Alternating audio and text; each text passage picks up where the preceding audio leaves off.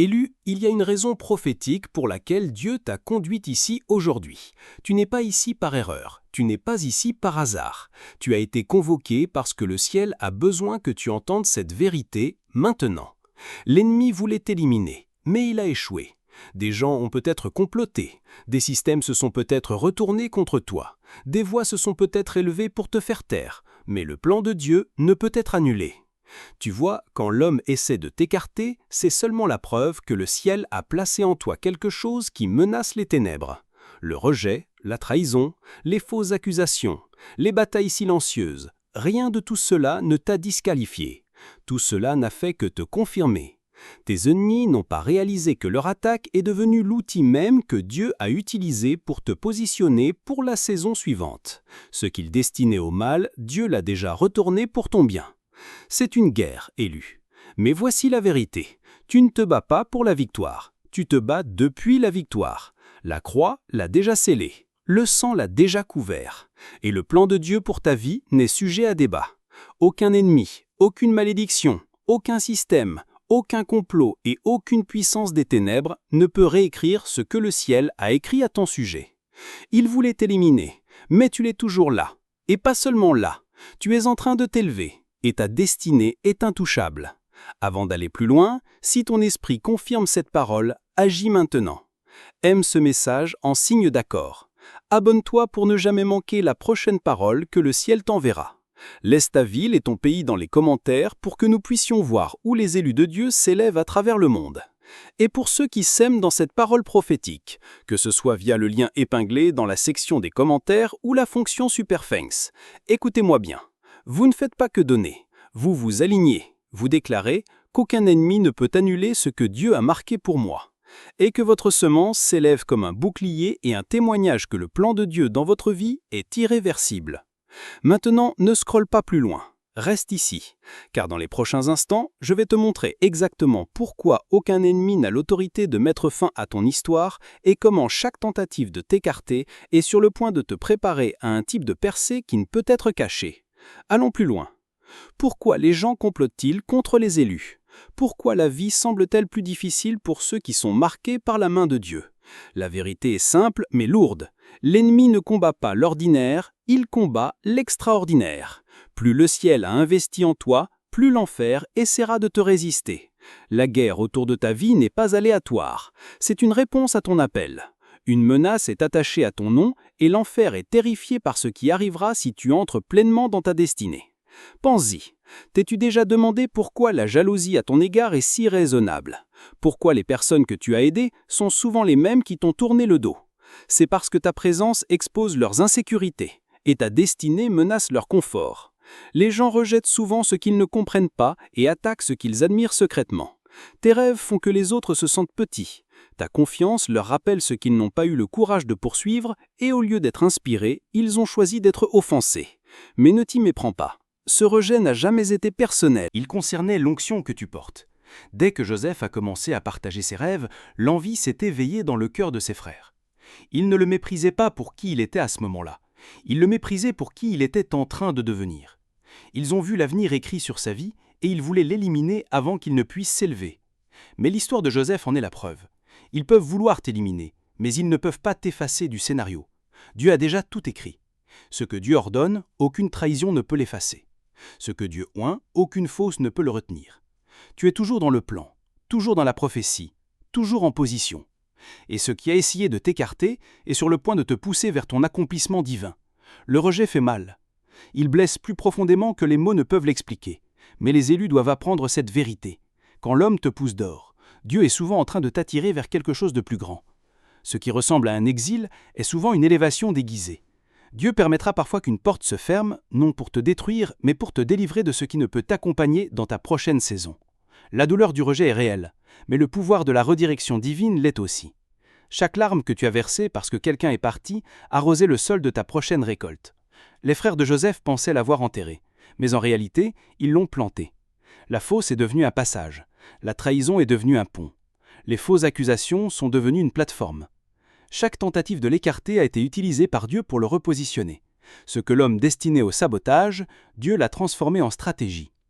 Le rejet auquel Joseph a été confronté était brutal, Mais il était prophétique. Il devait arriver. Il devait être dépouillé du familier pour être revêtu de la faveur qui l'attendait en Égypte. Ton histoire peut sembler similaire. Mais tiens bon, car ta fosse n'est pas permanente. C'est un tunnel qui mène directement à ta salle du trône. Genèse 50:20 nous dit « Vous aviez médité de me faire du mal. Dieu l'a changé en bien, pour accomplir ce qui arrive aujourd'hui, pour sauver la vie à un peuple nombreux. » C'est le pouvoir de la souveraineté. Les actions de tes ennemis ne peuvent pas annuler les intentions de Dieu. Leur trahison peut te bousculer, mais elle ne peut pas te briser. Elle ne fait que te rapprocher de ta destinée. Le rejet n'est pas la fin, c'est le début d'une réorientation divine. Tu n'es pas mis au rebut. Tu es porté par la main du ciel dans des pièces que tu n'as jamais imaginées. Élu, lève la tête. Le rejet n'était pas ton échec, c'était le plan de redirection de Dieu, déguisé. Maintenant, laisse-moi déposer une parole de feu dans ton esprit. L'ampleur de ton combat est la preuve de l'ampleur de ton appel. Tu n'es pas attaqué parce que tu es faible, tu es attaqué parce que tu es dangereux pour l'enfer. Si l'ennemi s'en prend à toi avec intensité, c'est parce que le ciel a placé en toi quelque chose de puissant qui doit être combattu. La guerre que tu affrontes n'est pas aléatoire. Elle est ciblée, stratégique et profondément prophétique. David n'est pas tombé sur Goliath par accident. Ce géant était positionné comme une porte d'entrée vers le trône. Sans le géant, il n'y aurait eu aucune reconnaissance publique de son onction. La bataille n'était pas une punition, c'était une promotion déguisée. Goliath n'a pas été envoyé pour détruire David, il a été permis pour le révéler. Tes géants, tes luttes, tes tempêtes, ce ne sont pas des signes d'abandon, ce sont des invitations à t'élever. Tout comme David, ta bataille est la scène où ton onction rencontre sa raison d'être. Alors si tes batailles te semblent plus grandes que toi, prends-le comme une confirmation. L'enfer ne combat pas ce qui ne le menace pas. Le diable ne gaspillerait pas ses ressources sur toi, si ta destinée n'était pas dangereuse pour son agenda. Arrête de te demander pourquoi tu es sous pression, et commence à te demander ce que le ciel a encaissé en toi que l'enfer craint. La tempête est la preuve de ton potentiel. L'attaque est la confirmation de ta mission. La guerre est bruyante, parce que ta percée est proche. Jésus lui-même a dit, dans Jean 16:30, « Vous aurez des tribulations dans le monde, mais prenez courage, j'ai vaincu le monde. » Cela signifie que ta victoire est déjà scellée. La guerre est réelle, oui, mais elle est aussi la preuve que le ciel t'a marqué pour quelque chose qui dépasse l'ordinaire. Alors lève la tête, élu. Les armes peuvent se former, mais elles ne prospéreront pas. Le feu peut venir, mais il ne fera que te purifier. Tu n'es pas en train d'être enterré, tu es en train d'être révélé. Et quand la poussière retombera, l'onction sur ta vie parlera plus fort que tous les mensonges prononcés contre toi. Maintenant, ancrons-nous dans une vérité inébranlable.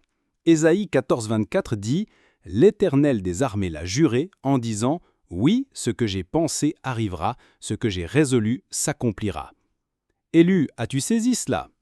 Dieu n'a pas dit « peut-être », il n'a pas dit « si les circonstances le permettent ». Il a dit « ainsi il en sera ». Cela signifie que ta destinée ne dépend pas des fils fragiles de l'approbation humaine.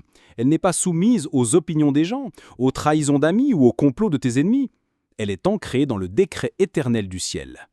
Et quand Dieu décrète une chose, elle devient loi dans le royaume spirituel. L'ennemi peut retarder, mais il ne peut pas détruire. Il peut distraire, mais il ne peut pas démanteler ce que Dieu a construit. Chaque détour que tu as pris, chaque vallée que tu as traversée et chaque nuit où tu as pleuré ont déjà été pris en compte dans le plan de Dieu. Rien n'est perdu, même la douleur a un but, même le silence a un poids. Ta destinée est scellée par Dieu, rachetée par le sang et protégée par l'Esprit. Aucune sorcellerie ne peut l'annuler, aucune calomnie ne peut la réécrire, aucun retard ne peut la supprimer.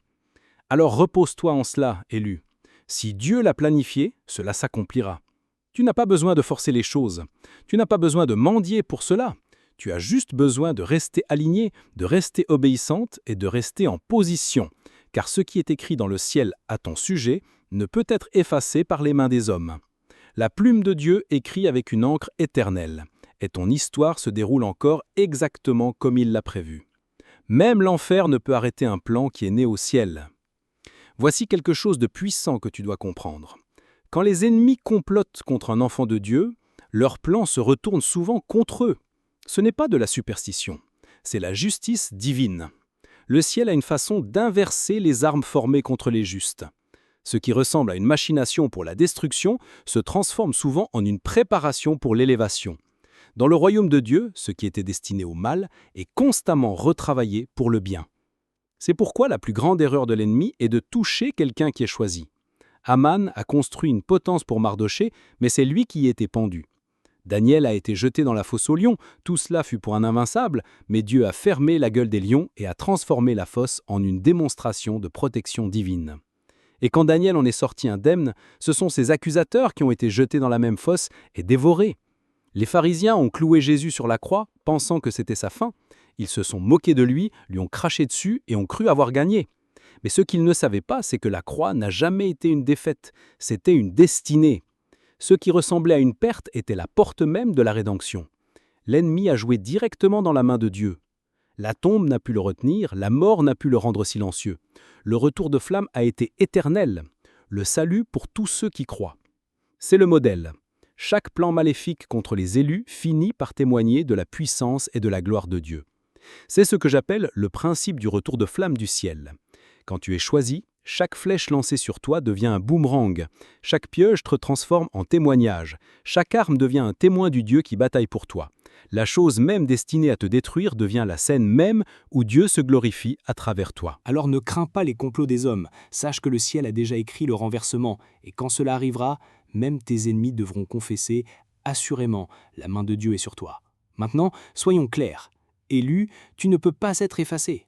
Les gens peuvent parler, ils peuvent comploter, ils peuvent t'exclure des tables et des conversations. Ils peuvent même essayer de saboter ta réputation. Mais laisse-moi déclarer avec autorité, tu es le chef-d'œuvre de Dieu, et le ciel a estampillé ta destinée avec une encre permanente.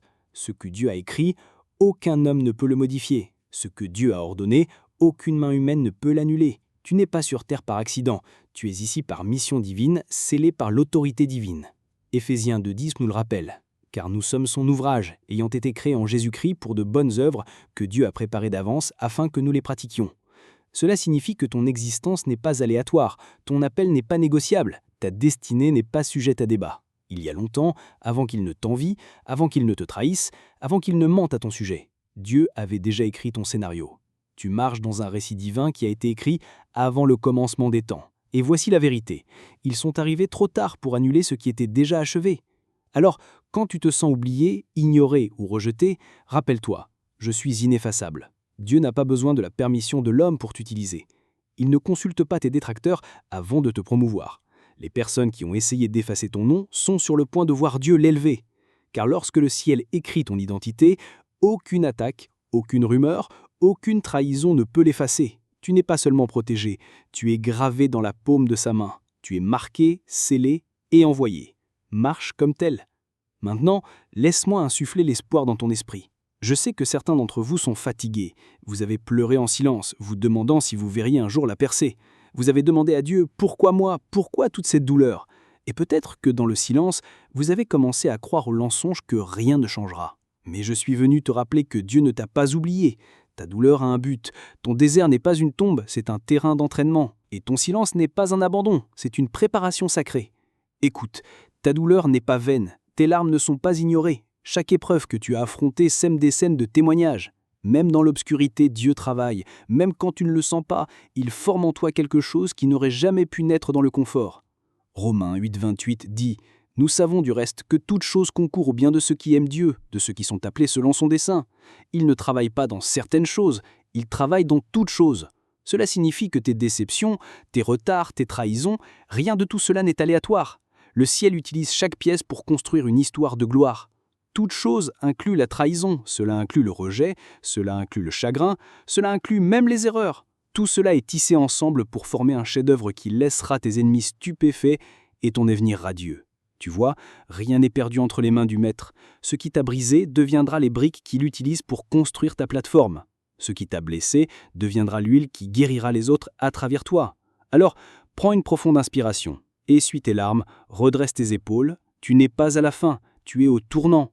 Ce qui semblait être une saison de brisement était en fait une saison de barnée. Et bientôt, tu regarderas en arrière et tu diras « Si je n'avais pas été affligé, je n'aurais pas connu les profondeurs de la fidélité de Dieu. » Élu, espère à nouveau, crois à nouveau, parce que l'histoire n'est pas terminée, et Dieu finit toujours ce qu'il commence. Rendons cela pratique. Voici comment marcher comme quelqu'un dont la destinée est inébranlable. Change de perspective. Cesse de voir les attaques comme des revers. Commence à les voir comme des préparations. Chaque obstacle est une poussée en avant déguisée. Quand les gens te quittent, Quand les portes se ferment, quand les plans s'effondrent, fais une pause et demande « Dieu, que prépares-tu à travers cela ?» L'élu ne panique pas, il perçoit. Et la perception est ce qui déverrouille la paix au milieu de la pression. Garde ton esprit, ne gaspille pas d'énergie à combattre la chair et le sang. Ta guerre est spirituelle, prie, adore et reste ancré dans la parole. L'ennemi n'aimerait rien de plus que de t'entraîner dans des batailles mesquines qui te détournent de ta destinée. Mais lorsque ton esprit est gardé, ta concentration reste vive. Tu apprends à répondre depuis la salle du trône, pas depuis la chair. Tu apprends à protéger ton onction. Toutes les insultes ne méritent pas ton attention. Toutes les tempêtes ne méritent pas ta panique. Marche dans l'autorité et repose-toi dans l'assurance. Arrête de t'excuser d'avoir été choisi. Arrête de tamiser ta lumière parce qu'elle offense les personnes peu sûres d'elle. Entre avec audace dans ce que Dieu t'a appelé à être. Marche la tête haute. Proclame la vie. Prie avec ferveur. Agis comme quelqu'un que le ciel a déjà approuvé. Et pendant que tu le fais, repose-toi dans l'assurance. Tu n'as pas à lutter pour que le plan de Dieu fonctionne. Il est déjà écrit, il est déjà scellé. Ton travail n'est pas de forcer le résultat. C'est de marcher dans l'obéissance, pas à pas, avec la paix comme posture et l'audace comme bannière. Élu, que cela résonne dans ton cœur. Ils voulaient t'éliminer, mais ils ne peuvent pas t'éliminer. Ils ont essayé de t'enterrer, mais ils ne savaient pas que tu étais une graine. Ils ont essayé de te faire taire, mais ta voix ne fera que devenir plus forte. Ils ont essayé de t'annuler, mais le ciel t'a déjà approuvé. Aucun mensonge ne peut effacer ta vérité. Aucune trahison ne peut briser ta destinée. Aucun retard ne peut supprimer ton destin. Tu es toujours en train de t'élever. Tu es toujours choisi. Et rien ne peut inverser ce que Dieu a décrété sur ta vie. Aucune arme forgée contre toi ne prospérera. Aucune langue qui s'élèvera contre toi tombera. Et chaque plan de l'ennemi est déjà renversé. Alors tiens la tête haute, marche avec autorité et entre avec audace dans ta destinée. Parce que ce que Dieu a écrit sur ta vie est permanent, puissant et imparable. Tes ennemis vivront assez longtemps pour te voir entrer dans tout ce qu'ils disaient que tu n'aurais jamais. Et quand tu le feras, que ta victoire devienne ton témoignage. Et que ton témoignage devienne une trompette, déclarant au monde que Dieu est fidèle et que ses élus s'élèvent toujours. Prions ensemble cette prière de foi, comme une seule famille. Père Tout-Puissant, nous élevons nos voix vers toi, le Dieu qui n'échoue jamais, l'auteur des destinées, celui dont les plans ne peuvent être effacés. Seigneur, tu as parlé et cela s'accomplira. Aucun ennemi, aucun complot, aucune sorcellerie, aucun rejet, aucune trahison n'a l'autorité d'annuler ce que tu as décrété. Père, pour chaque élu qui entend ce message, je libère une vague de puissance divine. Là où l'ennemi a essayé de les écarter, élève-les plus haut. Là où les gens ont essayé de les rayer de la liste, réinscris-les au centre de leur appel avec gloire. Là où ils ont été moqués, couronne-les d'honneur. Car ta parole déclare dans Job 42:2, « Aucun de tes plans ne peut être contrecarré. » En ce moment même, Seigneur, j'ordonne à toute mission des ténèbres de se disperser. Toute langue qui s'est élevée contre eux en jugement, qu'elle soit condamnée. Chaque mensonge prononcé sur leur vie, qu'il soit réduit au silence par le sang de Jésus. Chaque porte qui leur a été claquée au nez, qu'elle s'ouvre en grand en cette saison. Ce que l'ennemi destinait au mal, que cela se tourne pour leur bien. Père, allume un feu nouveau en eux. Que le courage se lève, que leur foi soit inébranlable. Rappelle-leur qu'ils sont choisis, mis à part, marqués et imparables. Là où d'autres voient une fin, qu'ils voient ton commencement. Là où d'autres ont essayé de les enterrer, qu'ils s'élèvent comme des graines de grandeur perçant le sol. Et Seigneur, je libère une bénédiction spéciale sur chaque personne qui se connectera, s'abonnera, partagera et répandra cette parole de vie. Multiplie leurs récoltes, inonde leur maison de paix, de joie et de percée. Que des témoignages jaillissent de leur acte d'obéissance, montrant que ceux qui s'alignent avec ta parole ne peuvent rester les mêmes. Père, merci parce que cette prière n'est pas seulement prononcée, elle est scellée au ciel. Alors qu'ils avancent, qu'ils portent l'audace, le feu et un espoir qui ne peut être éteint. Leur destinée est intouchable, leur appel inébranlable et leur avenir indéniable. Parce que ce que tu as écrit, aucun ennemi ne peut l'annuler au nom puissant et imparable de Jésus-Christ. Amen et Amen. Si ce message a touché votre cœur et que vous souhaitez soutenir notre mission de diffuser la parole de Dieu, il y a un lien épinglé dans les commentaires ci-dessous. Aucun don n'est trop petit. Votre générosité, même d'un centime, peut apporter de l'espoir et de la joie dans la vie de quelqu'un. Merci de vous associer à Dieu dans cette œuvre importante.